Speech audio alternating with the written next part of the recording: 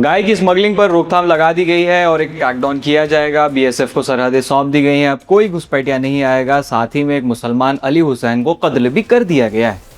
Waste Bengal में भाजपा की हुकूमत बनते ही पुरानी रिवायात को जिंदा करने का अमल जारी हो गया है। वेस्ट बंगाल असेंबली इलेक्शन के नतीजे आने के तुरंत बाद राज्य के कई इलाकों में तशद्दुद, धमकियां और तोड़फोड़ की खबरें सामने आई हैं। अब association for protection of civil rights यानी APCR ने एक तफसीली रिपोर्ट जारी की है, जिसमें बीजेपी की चुनावी जीत के बाद हुई इन वाकयात का जिक्र किया गया है। APCR की रिपोर्ट के मुताबिक 4 मई से 7 मई के दरमियान कम से कम 8 जिलों में 34 हिंसा के वाकयात दर्ज किए गए हैं। सबसे ज्यादा वाकयात कूच, बिहार और उत्तर 24 परगनास में रिपोर्ट हुए हैं, जहां 7 वाकया सामने आए हैं। साउथ 24 परगना और कोलकाता मेट्रो इलाके में 5 मामले रिकॉर्ड किए गए हैं, जबकि हावड़ा में 4 और मुर्शिदाबाद में 3 वाकये दर्ज हुए हैं। रिपोर्ट में दावा किया गया है कि इस तशद्दुद में कम से कम 2 लोगों की जान गई। इनमें से एक शख्स मुसलमान भी शामिल है, जो कूच, बिहार और गोसानीमारी इलाके में एक मस्जिद को बचाने की कोशिश कर रहा था। APCR का कहना है कि वो मस्जिद पर हो रहे हमले को रोकने की कोशिश कर रहा था जब उसकी मौत हुई। रिपोर्ट के मुताबिक हिंसा का निशाना सिर्फ लोग नहीं, बल्कि मुसलमानों की दुकानें, मकान, मस्जिदें, कैटल मार्केट्स, मीट शॉप्स और टर्मिनल कांग्रेस के ऑफिस भी बने हैं। APCR का कहना है कि कम से कम 54 प्रॉपर्टीज़ को नुकसान पहुंचाया गया और 50 से ज़्यादा मुस्लिम अफराद किसी न किसी तरह मुतासिर हुए।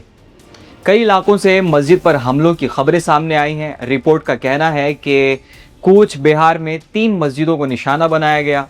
गोसानीमारी में जय श्री राम प्रोसेशन के दौरान मस्जिद पर हमला हुआ। हावड़ा के बिरसी पूरी इलाके में एक इमाम पर हमला किया गया। उत्तर 24 परगनास के बारासत इलाके में मुसलमानों के 2 होटल्स तोड़ दिए गए। कई जगहों पर बुलडोज़र प्रोसेशंस निकाले गए, जिनके बारे में इल्ज़ाम है कि मुसलमानों की दुकानें और इस्टेब्लिशमेंट को टारगेट किया गया है। APCR ने इसे बुलडोज़र वायलेंस का नाम दिया है।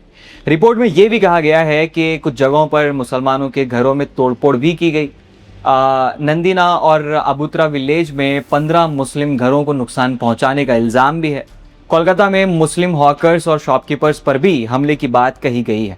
APCR ने अपनी रिपोर्ट में एक और अहम बात उठाई है कि ऑर्गेनाइजेशन यानी तंजीम का कहना है कि नॉन वेजिटेरियन फूड और मीट ट्रेड को भी टारगेट किया गया।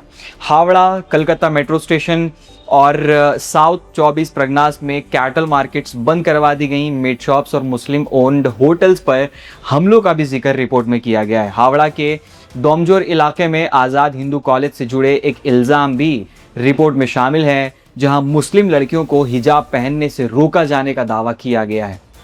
नॉर्थ 24 परगनास में कुछ जगहों के नाम बदलने की कोशिशों का भी जिक्र है। रिपोर्ट के मुताबिक एन पारा मस्जिद के बारी रोड का नाम बदलकर नेताजी पल्ली रोड और सिराजुद्दौला उद्यान का नाम शिवाजी उद्यान करने की कोशिश हुई।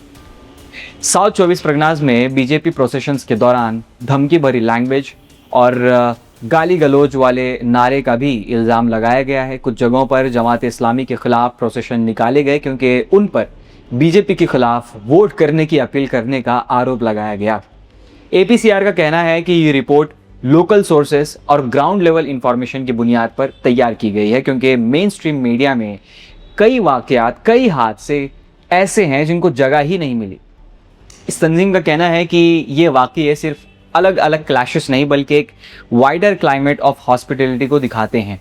अब सवाल ये उठ रहा है कि क्या इलेक्शन रिजल्ट्स के बाद सियासी तशद्दुद और मजहबी निशाना साजी बंगाल की सियासत का नया चेहरा बन रही है, और क्या एडमिनिस्ट्रेशन इन इल्ज़ामों की इम्पार्शियल इन्वेस्टिगेशन करेगा?